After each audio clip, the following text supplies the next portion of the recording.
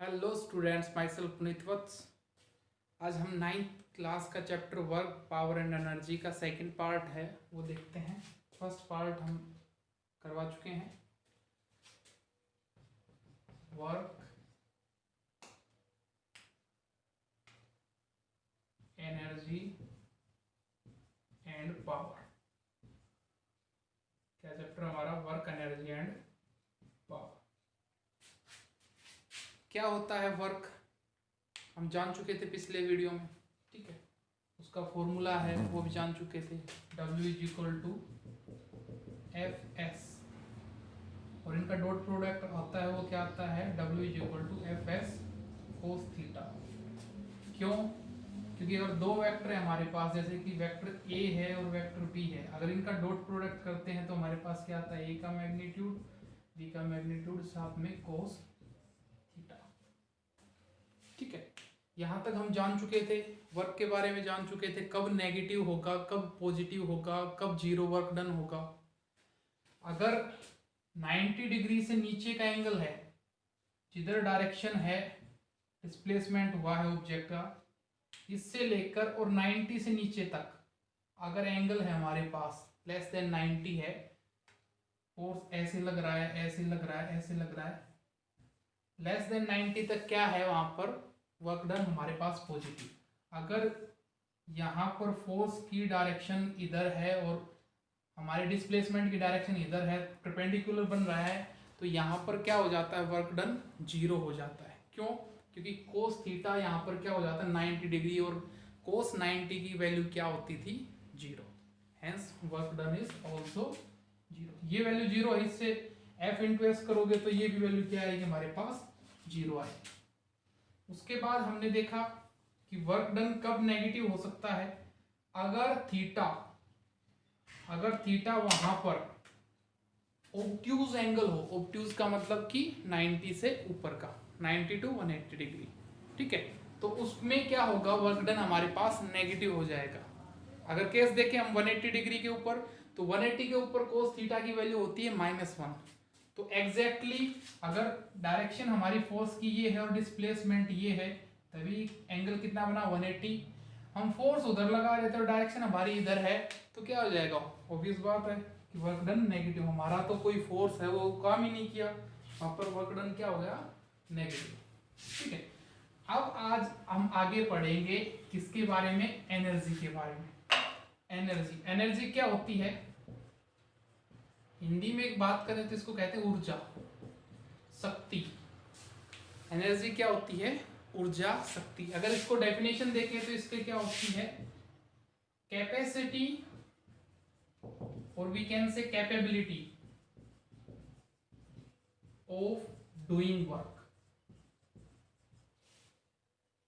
क्या कैपेसिटी है, क्या कैपेबिलिटी है, हम सक्षम हैं कि कितना हम काम कर सकते हैं।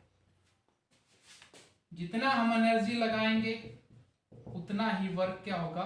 ज्यादा होगा, ठीक है।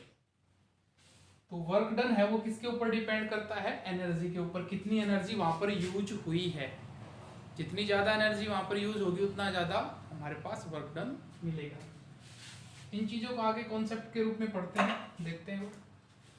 एनर्जी क्या हुआ? कैपेसिटी और कैपेबिलिटी ऑफ डूइंग वर्क, काम करने की एक तरह से क्षमता। अब एनर्जी की फॉर्म है, आपने पढ़ी होंगी, कुछ कुछ सुनी होंगी, देख लेते हैं क्या है। जैसे कि सोलर एनर्जी है, हीट एनर्जी है, साउंड एनर्जी है हमारे पास, मैकेनिकल एनर्जी है,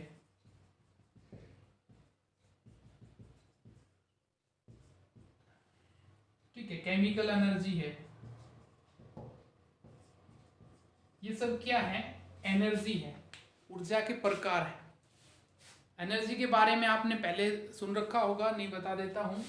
एनर्जी का एक लॉ होता है, law of conservation of energy. Law of conservation of energy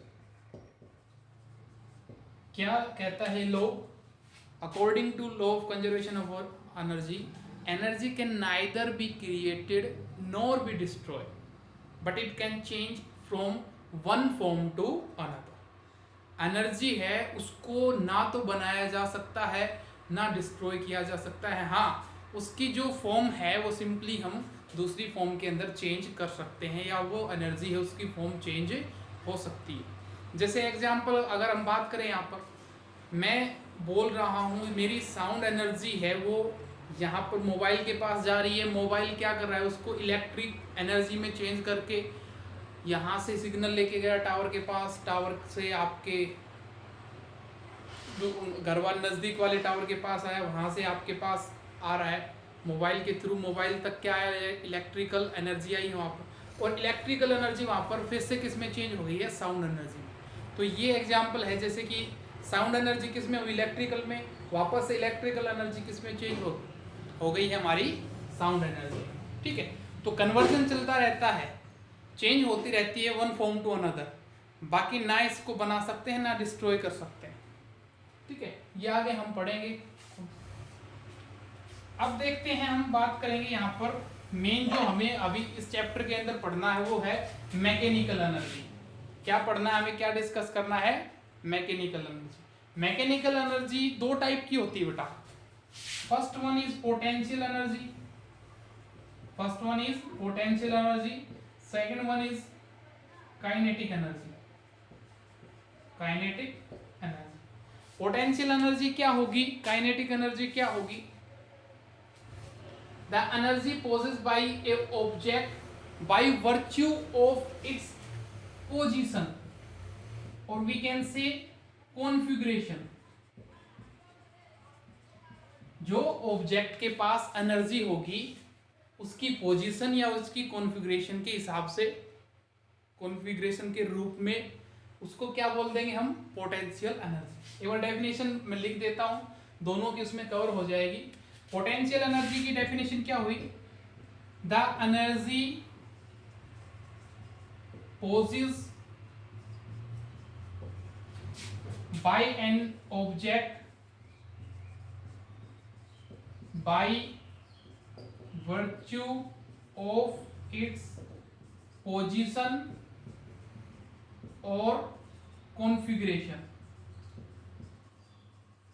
ये एनर्जी कौन सी कहलाएगी, पोटेंशियल एनर्जी।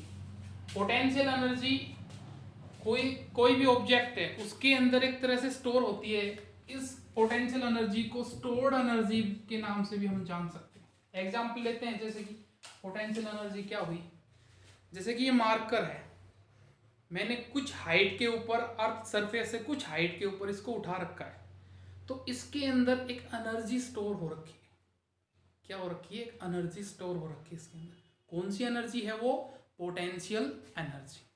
ठीक है, कुछ हाइट के ऊपर मैंने इसको उठा रखा है, कुछ इसका वेट भी होगा, कुछ इसका मास है, नीचे डाउनवर्ड डायरेक्शन में लग रहा है, कुछ ग्रेविटी इसको खींच रही है, इसके पास क्या है, कुछ एनर्जी है, पोटेंशियल एनर्जी इसके पास स्टोर है। अगर मैं इसको छोड़ दूं तो ये जो पोटेंशियल एनर्जी थी इसके बाद इसके पास, वो क्या होगा, धीरे धीरे काइनेटिक एनर्जी में क्या हो जाएगी, चेंज हो जाएगी। तो पोटेंशियल एनर्जी की अगर हम बात करें तो पोटेंशियल एनर्जी है वो किस रूप में है, एक तरह से स्टोर्ड फॉर्म में है। ठीक है, वो उसकी पोजीशन या कॉन्फ़िगरेशन के रूप में स्टोर होती है। देख लेते हैं, पोजीशन का तो हम समझ गए, यहाँ पर पोजीशन हमने अर्थ सरफेस से इसको ऊपर उठा रखा है। या और देख लेते हैं एग्जांपल पोटेंशियल एनर्जी का, जैसे कि एक ये वाटर टैंक है, इसके अंदर पानी भरा हुआ है पूरी तरह से, तो यहाँ पर जो पानी है उस किस फॉर्म में, किस एनर्जी के रूप में स्टोर है, वहां पर वो पोटेंशियल एनर्जी के रूप, किस एनर्जी के रूप में यहाँ पर स्टोर है वाटर, पोटेंशियल एनर्जी के रूप। अगर यहाँ से हमने पाइप लगा के इसको आगे कहीं भेज दिया है, मूव करवा दिया, कहीं पर भी हमें भेजना था, तो अब पानी यहाँ से जो बह रहा है उसके अंदर कौन सी एनर्जी है, काइनेटिक एनर्जी। काइनेटिक एनर्जी की भी डेफिनेशन देख लेते हैं हम, the energy possessed by an object by virtue of its motion. यहां पर क्या आ जाएगा, काइनेटिक एनर्जी होगी किसी भी ऑब्जेक्ट के अंदर, वो किसकी वजह से होगी, उसके अंदर जो उसका मोशन है, उसकी कुछ स्पीड है, वेलोसिटी है, उसकी वजह से। अब यहाँ पर जो पानी स्टोर था उसके अंदर जो एनर्जी थी वो किस रूप में थी, पोटेंशियल एनर्जी के रूप में। जब यहाँ से पानी रन कर रहा है, मोशन में है, तो उसके अंदर जो एनर्जी है वो किस रूप में है, किस फॉर्म में है, मोशन के रूप में। सॉरी काइनेटिक एनर्जी के रूप। तो काइनेटिक एनर्जी किस में होगी, किस ऑब्जेक्ट में होगी, जब कोई ऑब्जेक्ट मोशन में होगा, मूव कर रहा होगा, तब जो उसके पास जो एनर्जी है वो क्या है, काइनेटिक एनर्जी। कोई ऑब्जेक्ट है वो एक फिक्स पोजीशन में है, ठीक है, तब उसके पास कौन सी एनर्जी, उसकी पोटेंशियल एनर्जी। पोटेंशियल एनर्जी उसकी पोजीशन के हिसाब से हो गई या कॉन्फ़िगरेशन का, जैसे हम समझे, जैसे कि हमारे पास एक स्प्रिंग आती है, हमने देखी होगी, ठीक है, हमने स्प्रिंग को क्या कर दिया, प्रेस कर दिया, दबा दिया, तो उसके अंदर दबाने के कारण हमारे उसके अंदर क्या होगी, पोटेंशियल एनर्जी उसके अंदर स्टोर होगी। जब हम उसको छोड़ेंगे तो वो एक तरह से फोर्स अप्लाई करेगी दोनों साइड में।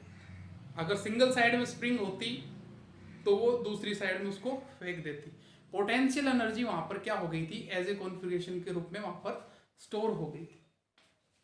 तो मेनली क्या कहें हम, पोटेंशियल एनर्जी क्या है, स्टोर्ड एनर्जी है वहां पर, ठीक है, एक पोजीशन, जिस भी पोजीशन में होगा, ठीक है, एक तरह से रेस्ट पोजीशन में, तो उसके पास कौन सी एनर्जी होगी, पोटेंशियल। अगर कोई ऑब्जेक्ट मोशन में है, हम चल रहे हैं या गाड़ी चल रही है या बाईसाइकिल चला रहे हैं हम, तब वो एनर्जी किस रूप में है वहां पर, काइनेटिक एनर्जी के रूप में। अभी हमें आगे डिस्कस करना है काइनेटिक एनर्जी को, पोटेंशियल को बाद में करेंगे। तो एक बार काइनेटिक एनर्जी का जो डेरिवेशन है वो देख लेते हैं क्या है। अच्छा, एक चीज और जान लेते हैं हम इसके साथ साथ, जो वर्क डन है वो किसके बराबर होगा, एनर्जी के बराबर। जितनी ज्यादा हमने एनर्जी किसी भी सिस्टम में यूज की है, उतना ही ज्यादा क्या होगा, वर्क डन होगा। एनर्जी की और वर्क डन की यूनिट भी क्या है, सेम, इसकी भी जूल है और इसकी भी जूल है। जितना ज्यादा हम एनर्जी लगाएंगे उतना ही ज्यादा क्या होगा, वर्क डन। हमने प्रीवियस वीडियो में देखा था, पढ़ा था कि वर्क डन क्या होता है, फोर्स इनटू डिस्प्लेसमेंट। पढ़ा था, force into displacement is known as work done. अब फोर्स का हमें पता है, पहले भी पढ़ चुके हैं, फोर्स क्या होता है, F is equal to ma, mass into acceleration. कितना ऑब्जेक्ट का मास है, कितना उसका एक्सलेशन है, वो किसको डिफाइन करेगा, कितना फोर्स वो एग्जर्ट कर रही है या कर सकती है। हम यहाँ पर क्या करेंगे, W, साथ में हमने क्या किया, F की जगह किसकी वैल्यू रख दी है, MAS। यहां तक कोई डाउट नहीं होना चाहिए, हमने कुछ नहीं किया, हमने केवल F की जगह वैल्यू रखी है MA, मास इनटू एक्सीलरेशन। अब हम यहां पर देख रहे हैं काइनेटिक एनर्जी किस रूप में होगी। अगर हमारे पास एक ऑब्जेक्ट है, ये रेस्ट पे था, मतलब कि इनिशियल वेलोसिटी इसकी 0, इसके ऊपर हमने कुछ फोर्स अप्लाई किया, ये यहां पर आ गया है। अब इसकी कुछ वेलोसिटी है, फाइनल वेलोसिटी कुछ ना कुछ है इसकी, इसने गेन कर रखी है। यहां से यहां तक इसने कुछ एक्सेलेरेशन भी गेन किया है, कुछ ना कुछ एक्सेलेरेशन हुआ है, तभी उसकी वेलोसिटी बढ़ी है। यहां से यहां तक डिस्प्लेसमेंट दिखा दिया है s, टाइम लगा यहां पर t। तो हम फर्स्ट चैप्टर में पढ़ते हैं काइनेमेटिक इक्वेशन ऑफ मोशन हमने पढ़ी है। जो थर्ड थी वो क्या थी, v square minus u square is equal to 2as, पढ़ी होगी आपने, ठीक है। अब इस फॉर्मूले में हम क्या करेंगे, इनकी वैल्यू पुट करेंगे। अगर ऑब्जेक्ट था, कितनी उसके अंदर काइनेटिक एनर्जी आएगी, हमें क्या निकालना है, इस ऑब्जेक्ट को हमने पुश किया है, फोर्स लगाया है, कुछ वेलोसिटी इसने गेन कर ली, कुछ एक्सेलेरेशन भी हुआ होगा, कुछ डिस्प्लेसमेंट भी हुआ है, कुछ टाइम भी लगा है, ठीक है। तो अब इसने इसके अंदर क्या आ गई है, मोशन की वजह से इसके अंदर काइनेटिक एनर्जी आ गई है, ठीक है। पहले क्या थी, एक तरह से पोटेंशियल एनर्जी। अब काइनेटिक एनर्जी कितनी आई है, उसके लिए हम क्या करेंगे, हम इसी फॉर्मूले को यहां पर s की वैल्यू निकाल लेते हैं हम और इसमें पुट करेंगे। u स्क्वायर क्या हो जाएगा, यहां पर इनिशियल वेलोसिटी 0 थी, तो u का स्क्वायर भी क्या हो जाएगा 0, v स्क्वायर माइनस 0 क्या हो जाएगा, direct v square is equal to 2as। s की वैल्यू निकाल लो, यहां पर 2a क्या आ जाएगा, डिवाइड में। हमें इस इक्वेशन से केवल s की वैल्यू चाहिए और वो इस इक्वेशन में हमने पुट कर दी। यहाँ पर जो काइनेटिक एनर्जी होगी वो वर्क डन होगा जितना हुआ है वो बराबर होंगी। s की वैल्यू हमने यहाँ पर पुट करनी है m a, s की जगह क्या पुट कर दिया v स्क्वायर बाई 2a। कुछ नहीं किया हमने, s की वैल्यू है यहाँ पर पुट की है केवल। a से a क्या हो जाएगा कैंसिल, ये आ गया काइनेटिक एनर्जी या जो वर्क है m v स्क्वायर बाई 2, और इसको हम क्या भी लिख सकते हैं kinetic energy is equal to half m v square. समझ गए बेटा? क्या किया हमने, जो हमारे पास फॉर्मूला था वर्क डन का, वर्क का, उसके अंदर फोर्स की जगह क्या लिख दिया हमने ma। क्यों? क्योंकि होता है, ठीक है, हमें ये इक्वेशन ड्राइव करनी थी वहां से। उसके साथ क्या किया हमने, जो इक्वेशन ऑफ मोशन है उनमें से जो लास्ट वाली है उससे क्या किया हमने, s की वैल्यू है यहाँ पर पुट कर दी। हमने क्या निकालना था कि कितनी काइनेटिक एनर्जी इस ऑब्जेक्ट के अंदर आई है। स्टार्टिंग में क्या थी, इसकी वेलोसिटी 0 मान ली हमने, रेस्ट पे था, नहीं तो कुछ ना कुछ काइनेटिक एनर्जी इसके साथ पहले भी होती, ठीक है। तो अब कितनी काइनेटिक एनर्जी आई है हम यहाँ से निकाल सकते हैं, कितना इसका मास है, कितनी इसकी वेलोसिटी है, फॉर्मूले में पुट करके हम कितने जो भी काइनेटिक एनर्जी उसकी वैल्यू निकाल सकते हैं। मान लो इसका मास है 1 kg, m की वैल्यू दे दी 1 kg, वेलोसिटी दे दी इसने मान लो 2 मीटर पर सेकेंड, ये इसकी वेलोसिटी है, ठीक है। तो यहां पर क्या वैल्यू आ जाएगी हमारे पास, काइनेटिक एनर्जी की 1/2 इंटू मास 1 kg हो गया, वेलोसिटी 2 इंटू 2 का स्क्वायर क्या हो जाएगा, 2 का स्क्वायर 4, 2 जूल, ये क्या आ जाएगी यहाँ पर उसकी काइनेटिक एनर्जी जो उसने गेन की है, ठीक है। सिंपली हम ऐसे निकाल सकते हैं। एक चीज और पढ़ते हैं हम इसी के साथ साथ, काइनेटिक एनर्जी जो हमने अभी ड्राइव की है, निकाली है,